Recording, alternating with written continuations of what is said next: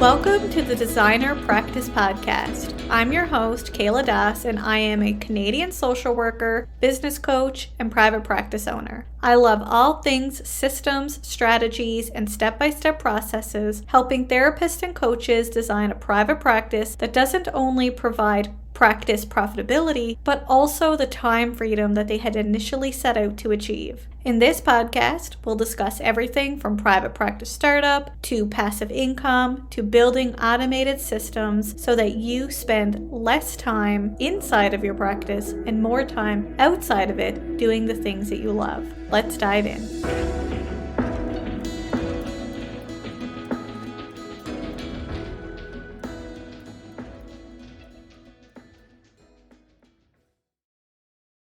Welcome back to the Designer Practice Podcast. I'm your host, Kayla Das. Do you struggle with documentation anxiety? In today's episode, we have a fan favorite returning guest on the podcast, Beth Rontal, licensed clinical social worker, case note documentation specialist, and owner of Documentation Wizard.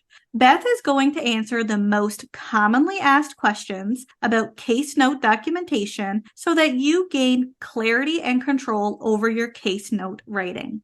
Hi, Beth. Welcome back to the Designer Practice Podcast. I'm so glad you're here again. It's been almost a year since we've last had an episode together, which was really early in the podcast startup, episode number 7.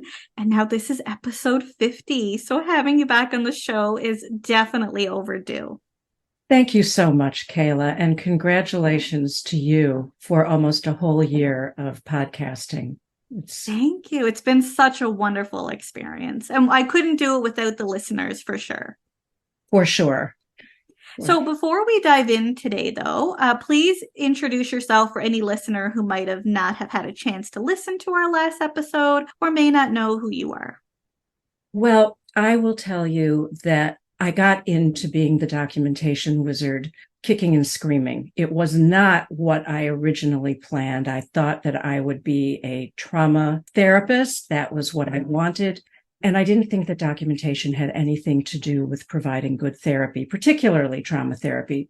And I didn't learn documentation on the job. I certainly didn't learn it in school. And I was a dual diagnosis counselor working in residential settings. I did outreach therapy working in people's homes. I've worked in an agency and in a clinic and hospitals that have experience in EAP and geriatrics and major mental illness. And in none of those did I learn clinical documentation until at the clinic job, I was promoted to supervisor. And part of my job as supervisor was to help create the clinic's first digital documentation system and teach it to my supervisees. Now, I've had over 50 supervisees from interns to seasoned clinicians during the 11 years I supervised there. And because I had to teach it, I had to learn it. And I struggled. And it's the struggle that actually allowed me to notice that there's a formula for creating the golden thread. The golden thread is what ties our documentation and informs our documentation from intake to discharge. And I figured out the formula and I figured out how to teach it. So I can help therapists turn their clinical skill and intuition into a formulaic form of documentation, which sounds awful because why should documentation be a formula? But therapy is not a formula. Let's simplify something. Let's make it easy to do. And that's what I do.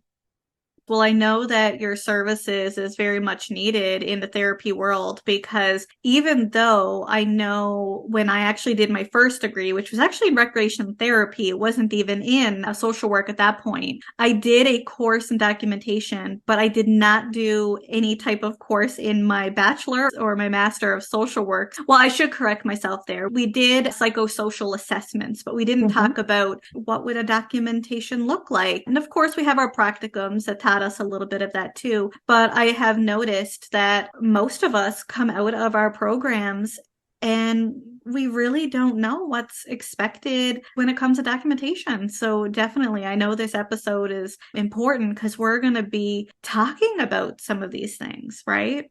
So, first of all, when it comes to documentation anxiety, what is it and what contributes or heightens this anxiety for practitioners? So, documentation anxiety shows up in this kind of behavior. I rather clean the toilet than do my documentation, than write my notes. Postpone it, avoid it, which winds up making you feel like you're not a good therapist. You don't know how much or how little to write. And that lack of clarity is extremely anxiety provoking. Now, we got the lack of clarity because we weren't taught in graduate school. And the reasons we weren't taught in graduate school is because our teachers assumed we would learn how to do documentation on the job, and that every clinic we went to served a different population and therefore had different documentation requirements. Well, there is some truth in that. Different clinics do have different populations that do have some requirements that may be specific to them. But there is a standard for documentation that's across the board, and that needs to be what's taught. And unfortunately, this lack of clarity about it gets passed down from generations of teachers because they don't know, because they weren't taught, because they were told they would learn it on the job, and they didn't.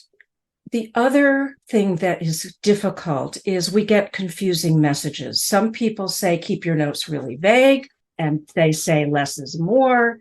And then if it's not documented, it didn't happen. And that is a phrase that terrifies therapists and makes them want to write a novel for every note that they write. So lack of information and mixed messages is a bad combination. Yeah, it sounds like they're the main contributors, and I would agree from even my own experience. So, are there ways to manage documentation anxiety if a therapist is experiencing this within their own practice? Well, I think that the way to manage it is to learn the requirements and take a training. Don't rely on other people who have had the same lack of experience you've had, because then this misinformation keeps getting passed down and repeated. And learn the requirements. Have templates that cue you to include everything you need. I have seen templates that have these big boxes on it that say clinical content. And we're supposed to write the clinical content in that box. Well, to a therapist, isn't everything clinical content? It is to me, right? So what goes there? What I recommend is having a template that just separates and details everything that goes in that clinical content box so that you don't have to remember, so that it's clear and you're not missing anything. That makes complete sense and would actually help with the overwhelm too, because often we're looking at a blank page or we're writing on a blank page. And as a result, we're like, what do I write? Whereas if you have that template that you can go to over and over again, it's half written. It's really just plug and playing the information that's really important for you to put in there. That's absolutely right. When you've got a good template, you can write a note in 3 to 10 minutes. 3 minutes if it's really simple, 10 minutes if you've really got to think about it. 5 minutes is pretty much 5 to 6 minutes is pretty standard. And that's really great for a lot of people who take 20, 30 minutes to write a note, which is completely unsustainable.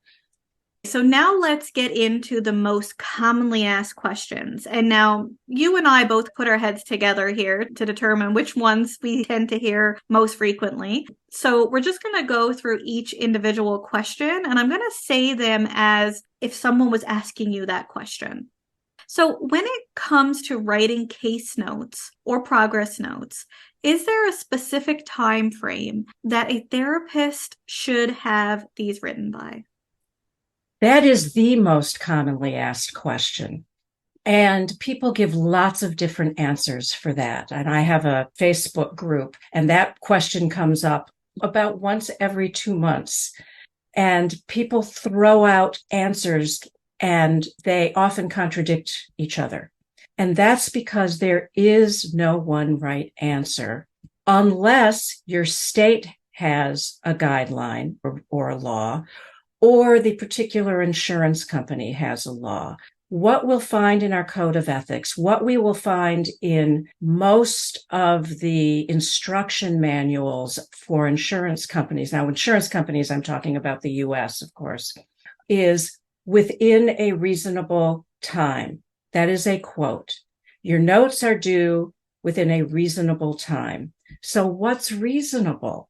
So people make up what's reasonable. Some agencies say 24 hours. Other agencies say 72 hours. Medicare in the US wants them done in 24 hours, but they're actually pretty lenient. How do I know this? Because at the agency that I worked at, which is in the US, we were required to turn in our notes on Monday afternoon because billing went in a few hours later. So our notes didn't have to be written for almost a week. And I guarantee you that our clinicians did not write them the day they did outreach. So they were at people's homes. They did not come home and write their notes. So they could wait 5 days before they wrote their notes. And the clinic passed the audits. And the date stamp was not 24 or 72 hours. So within a reasonable time makes you wonder what's a late note.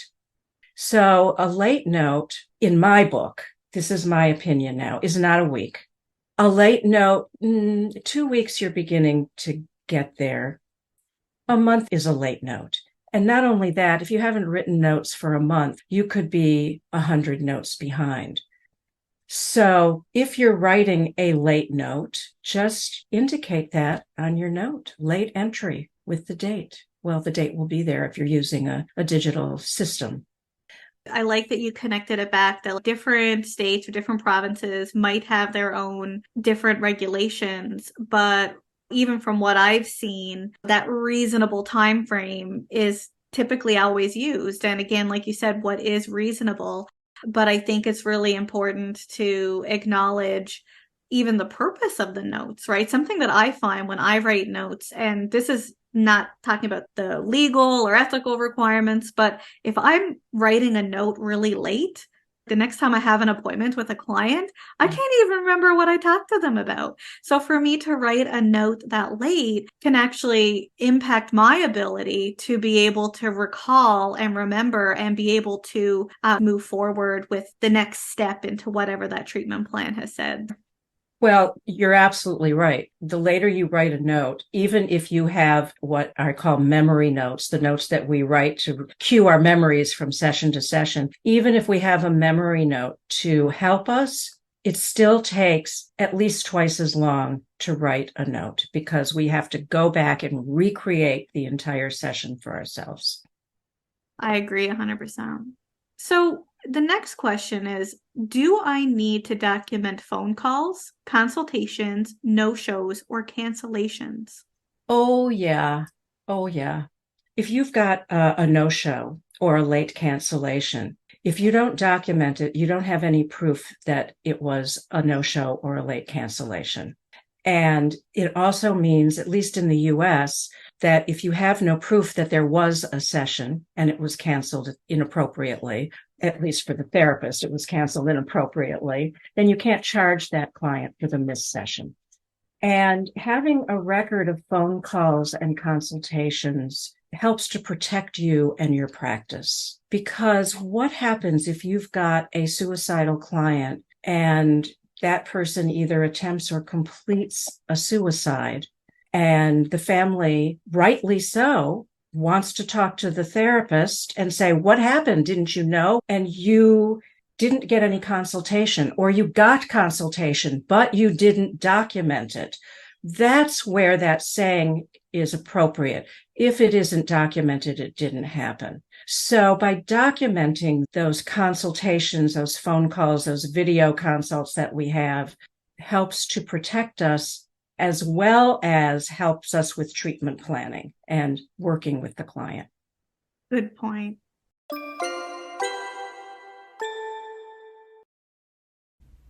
Have you been looking for quick templates to help you with starting or growing your therapy or coaching practice? Whether you're looking for practice startup forms, branding kits, a consultation script, or a step-by-step process for writing effective therapist directory profiles, I have you covered. Instead of starting from scratch, check out my designer practice digital template shop on Etsy to find templates that best fit your practice needs. If you're not yet in the market for purchasing digital templates, follow my shop on Etsy so you don't miss a thing.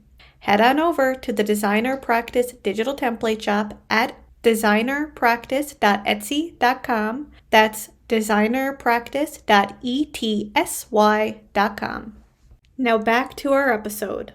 Does a treatment plan need to be written after the first session, or can it be created anytime thereafter? That is the second most commonly asked question I get.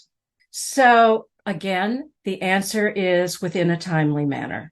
So what is timely? My belief as a therapist is it takes longer than one session to get enough information to write a useful treatment plan. And if we're going to write a treatment plan, it might as well be useful, right? In the first session, we're reviewing our practice policies and having people sign releases of information for their prescriber or whomever might be appropriate. And we're beginning to take a history of the presenting problem. But that's just the beginning. So I think it takes 2 to 3 sessions to get enough information to write a useful treatment plan. And the clinics that say we want a treatment plan right after the first session, and the EHRs that insist that you write a treatment plan along with your session note, your first date of service, I think are simply trying to ensure that it gets done. And they know that therapists don't want to do it, so they kind of turn the screws really tight. But particularly if you're in private practice, take 2 to 3 sessions. And if you, at least in the US, because I'm not really sure how billing works in Canada, but in the US, if you want to submit to your insurance company and you don't have a definitive diagnosis, just put adjustment disorder with anxiety or depression or both, and you can change it once you find out. That's a good point. And just for a little bit of clarification for even listeners listening, that in Canada, our insurance billing is very different. And actually, a patient or a client can actually submit their receipt to an insurance company and get reimbursed according to their plan. Now, there is such thing as direct billing, but it does not sound to be near as complicated as the US. And clients can even submit their own receipts after the fact to get reimbursed. And it's not a requirement to provide notes or anything like that to the insurance company with respect to that. So it sounds like it's very different. It's very, very different. We write receipts for clients to submit to their own insurance companies when it's appropriate to do that. But what you're describing is 180 degrees different. I would agree. Going back to treatment plans, though, what should be included in a treatment plan? That is the third most common question. So I'm going to run through the requirements, but here's what you've got to know about the requirements. You can hear what they are, but you still may not really get how to fulfill them. And that doesn't mean that you're not a good therapist. It just means you don't have the practice yet, that you don't understand how it all fits together. So we need to have, of course, the diagnosis. And with the diagnosis comes the symptoms. But the symptoms aren't really enough because the symptoms don't tell us the behaviors that the client is engaging in. What does the client do or not do that shows that they're depressed, for example? So we need to write our problem in a way that represents or demonstrates the behaviors. So, for instance, major depressive disorder as evidenced by daily crying for no reason. Now, that is a symptom, but that's also a behavior. So you want to ask the client, well, when you feel hopeless, what are you able to do? What can you not do? What does the hopelessness make you do or not do. So you're getting a real picture of your specific person, your client sitting in front of you. And when you get a specific picture, then you can actually have goals. So goals come after the problem. Now, the problem with most digital documentation systems is they go right from the diagnosis to the goals. And that's not helpful because you don't really know what the problem is. So after you have clearly articulated the problem, we go to the goals, and the goals are the solution to the problem. If the client cries every day for no reason, the client will not cry every day for no reason. Or the client will cry 2 days out of the week as opposed to daily. Or eliminate crying for no reason. Once we have goals, we go to the objectives. Objectives are what the client does to reach the goals. So they're actions, right? And you're always write them in action-oriented language. Let's go back to the problem. Let's take sleep as the problem. If the client has a problem with sleep, let's find out what that problem really is. Are they sleeping all day and awake at night? Are they having nightmares? Are they having trouble falling asleep? Are they having trouble staying asleep? Are they waking up multiple times a night with the difficulty of going back to sleep? That's specific. And if they are, how often is it happening? Now, it can be difficult to get that information from a client for sure, but that's what we're going for. We're going for as many specifics as we can. And some therapists have a really hard time with this because they don't do real behavioral work. But even cognitive distortions is a behavior. It's a thinking behavior. So that can be documented. So if we have the client has trouble falling asleep 5 nights out of 7, wakes up late and has trouble getting to work on time, is late for work 3 out of 5 days a week, now we have a problem, right? It's clear. Now we can create a goal. So the goal would be, it can be written in the negative using passive language. Client will not have a problem falling asleep 5 out of 7 nights a week. Client will be able to get up on time and will get to work on time. Once we know the goals, we go to the objectives, which is what the client does. So what is the client going to do for a sleep problem? The client is going to practice sleep hygiene techniques. I already identified some of the things that the client does that is making it difficult for them to get to sleep, to get up in the morning. It could be that the client hates their job. So we might want to identify the thoughts that the client is having when they go to sleep. We might want to create a routine. Turn off all electronics 2 hours before. Do you drink coffee? When do you stop drinking coffee? Well, stop drinking coffee at 3 p.m. rather than 7 p.m. But generally, engage in sleep hygiene is good because it's general and you've got a lot to choose from. So once you have the objectives, then you have the interventions. And the interventions are what the therapist does to help the client reach the goals. So if the client is going to engage in sleep hygiene, then the therapist is going to teach sleep hygiene. It's so simple. And then we have progress. And the problem is written in behavioral language, and progress is written in behavioral language. So perhaps the progress is client falls asleep easily 4 nights out of 5, gets up every day on time, and is no longer late for work. That's pretty great progress. And it's clear. And everybody likes progress, right? In the US, the insurance companies love it. The therapist loves it. And the client loves it. So when we have something specific that we can look at and look back on, then the client can feel good about what they're doing.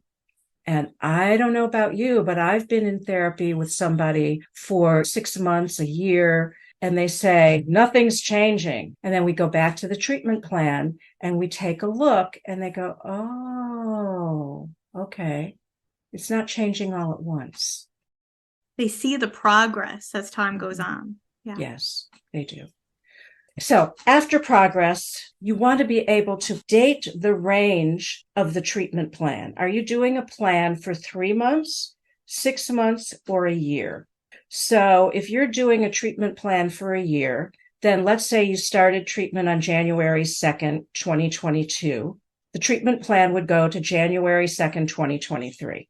That would be how you date your treatment plan. I don't end it a day early because it's just too confusing and everybody's going to understand what you're doing. So I say make it simple. We also need to include the modalities and the frequency of treatment. By modality, I don't mean the therapeutic technique. I mean, are you doing individual? Are you doing family or couples? Are you running a group? Are you doing case consults? And how often are you doing them? Now, individual therapy is usually either weekly or biweekly or every other week. Case consults might be PRN as needed. And then finally, we need the duration of treatment. And this throws therapists into a tizzy because how long do I know therapy is going to last? If you do short-term goal-oriented or outcome-oriented treatment, you know it's going to be 3 to 6 months, maybe 9 months. But if you're doing trauma treatment, it could be years. You just have to show that you're not being paid to be a best friend, that you have goals, that you do expect it to end at some point. And you can say 2 years, 1 to 2 years, and you write a treatment plan at the end of your first year and you say, well, client made XYZ progress, but it's still going to be another 1 to 2 years. Then you document another 1 to 2 years. But it's clear in your treatment plan review what the progress is and why it's going to be another 1 to 2 years. We just can't be paid best friends. Not that I think that paid best friends are a bad thing. I actually think they're a very good thing, but it can't be us. That's fabulous. And the way you brought us through the treatment plan and what needs to include is so helpful because it really can help us visualize. Going back to the template you mentioned earlier, you almost gave us the beginning of a template. Now, as therapists, it's what goes into each subsection of that template. So we can make it even more simplified, but you already gave us a little bit of that. So I love that. Thank you. I want you to know that as I was doing that in my head, I was visualizing my template so that I could actually walk myself through the steps. Yeah, so it shows you how good having a template is because you can visualize it even when it's not always in front of you. I love it.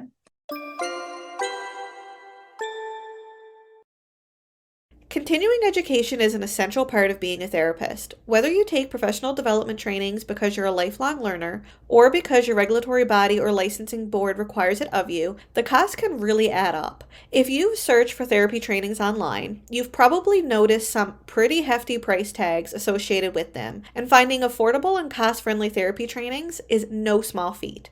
That's where PESI courses come in. PESI is a nonprofit organization that provides affordable online trainings to healthcare professionals. In order to provide you with the most relevant courses to fit your practice, PESI and I have partnered to offer an exclusive discount on select therapist-related courses, which includes, but not limited to, courses in DBT, EMDR, trauma, and even clinical supervision. To check out our exclusive PESI course sales page, head to kayladas.com/PESI. That's kayladas.com/PESI, or you can simply scroll down to the show notes and click on the link.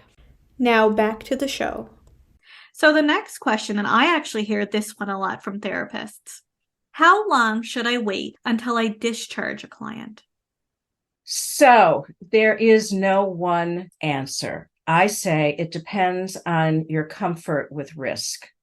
And I, as a young therapist, used to hope that a client who had been no-showing me repeatedly would show up and I would be able to make the difference and she would be consistent with therapy and get better. And I kept her on my records for like 3-4 months because I asked my supervisor, how long? When do I discharge her? Whenever you want, he said, which was not all that helpful. But I'm sure other people experience the same kind of answer. So I'm going to give you some parameters. You want to consider how much responsibility you want for a person you don't see. If you don't see that person and you don't discharge them, you are still responsible for their care. What happens if they walk out of a bar, pass out, get taken to an emergency department? The social worker at the emergency department says, "Do you have a therapist?" And they say, "Oh, yeah, I have a therapist. It's Beth Rontal." And the social worker recommends that he comes back, and social worker calls me and says, "We have your client here." And I'm thinking, I haven't seen this guy in 6 months. I don't know anything about him now. And well, he's going to come back. I've convinced him he needs to see you. You may be full, and you also may not want to see him. And that is your prerogative. That is a therapist's prerogative, but you're on the hook. What happens if somebody completed a suicide who you haven't seen in 3 months? You're on the hook. And I'm not talking lightly about any of these circumstances. They're very real and they're horrible, but they don't have to have a lasting impact on one's ability to practice. In other words, you won't get hauled off to the ethics board because of it. So I recommend having a policy in your practice policies. And my policy is that if you no show and I don't hear from you within a week to reschedule, then I will discharge you. And if the person is no showed, I will email, text, call. And if I don't get a response, I will say, remember the policy.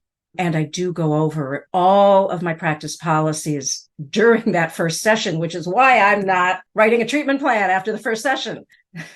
And if somebody misses like 3 sessions in 2 months, they're not heavily invested in therapy. If they travel a lot for work and their travel can be last minute, then that's something that you work out with your client ahead of time. You don't have to be draconian about your policies, but you have to have a policy. And then you need to stick with it or have really good reasons why you haven't. This protects us. And therapists are really well known for doing everything they can to take care of the client, but not themselves. I love that you brought up policies because even in some standards of practices within therapy, licensing boards, they'll even have specific section in their standards of practice. Sometimes they might actually differentiate what policies need to be included, but sometimes they say having clear policies even as an overarching standard. But if we don't have these policies from both the ethical standpoint as well as our own practical, like how do we run our business day to day, because that's a very business oriented thing to have so that we know what the standard is that we are going to do in our own business so that we keep everything aligned. That makes Absolutely. Sense. And having policies and reviewing them with the client is part of therapy. It's demonstrating good boundaries. It's demonstrating clarity in what's expected. And a lot of folks have not had that in their lives. They haven't had it modeled and they don't know how to do it. And that gets them into trouble. So just going through our policies with clarity is therapeutic. So we have 2 more questions. So if I discuss a specific case in a case consultation with my clinical supervisor, should I document the interaction and case consultation in the client's chart? Absolutely. And actually, we touched upon this earlier. If you get consultation, definitely write up a case consult note because it could protect you in case of any kind of legal issues. Or if your client decides that they're upset with you for some reason and files a complaint with the board, then it becomes a he said, she said, or a she said, or they said. And if you don't have it documented that you got consultation on this issue, you have no proof. So what happens when there's an ethics complaint is that the board immediately looks at your notes. So any complaint becomes about your notes right away. So is it common for clinicians to fall behind in their case notes? And from your experience, how far do some therapists fall behind? Oh, well, even the documentation wizard falls behind in her case notes. I am looking at my week's worth right now because it's been quite a wild week, but I will actually get them all done today. It is not uncommon to fall a week behind. It's not uncommon to fall a month behind, but it's not good because most therapists are carrying 20, 25 clients or more, and that's 100 notes. And some therapists are a year behind. It's not uncommon. 2 years behind. I've heard it all. Make a plan to figure out how many notes you're behind. If you know that it usually takes you 5 minutes to write a note, double the amount of time because you have to go back in history and come up with the number of hours you think it's going to take. Write it into your schedule. Do it with a colleague or a friend. Play music. Give yourself an M&M after each note. Do something that helps you get it done. For me, it's listening to music because when I'm writing notes, I tend to feel like, oh man, I haven't had a break all day. And so I'm like craving company, and the music winds up being my company, and I get my notes done. That's a fabulous strategy. I'd actually like to share my strategy. So if I fall behind, I'm competitive. So what I do is I set a timer for myself. I don't know if anyone has ever heard of the Panadora method. I set a timer for myself on my phone, and I make sure that I have the most obnoxious ringtone that possibly could exist on there. And I try to race the clock because I really do not want to hear that ringtone go off. And because I'm competitive in nature, I always, well, I don't say always, majority of the time, get it completed before the timer goes off just because I don't want to hear it. That is a fabulous strategy. And it's actually a strategy that I have on my 25 tips to getting notes done. So that actually brings us into you have a free resource that you would like to provide listeners to support them with their case note documentation. Can you tell us a little bit about this resource and how it can help therapists? Yeah, sure. It's 25 tips. So it's not just the tips, but it's how to implement the tips and why to implement them. And people find them incredibly helpful. Just hearing my playing music and my reason for playing music might be really helpful for someone. Hearing your beat the clock technique is terrific. It's really good for people who have ADD because they do well under time deadlines and do well under pressure. So I have, 25 of these tips. And I believe the last tip is forgive yourself and be kind to yourself. I think that's a good reminder for all of us. So to sign up for Beth's freebie, 25 tips to getting notes done, head to kayladas.com/Beth Rontal freebie. That's kayladas.com/BETH RONTALFREEBIE. Or you can simply scroll down to the show notes and click on the link. Thank you, Beth, for joining us again today on the show and answering these frequently asked questions. I know I've certainly learned a lot from today and actually feel a little validated in some of the things that you've shared. It really normalizes some of, I think, what all of us therapists go through. And I found that this was really helpful. I am really glad. My goal is to have therapists be empowered. I think you did that today. Thanks. It's been a pleasure. Thank you, everyone, for tuning into today's episode, and I hope you join me again soon on the Designer Practice Podcast. Until next time, bye for now.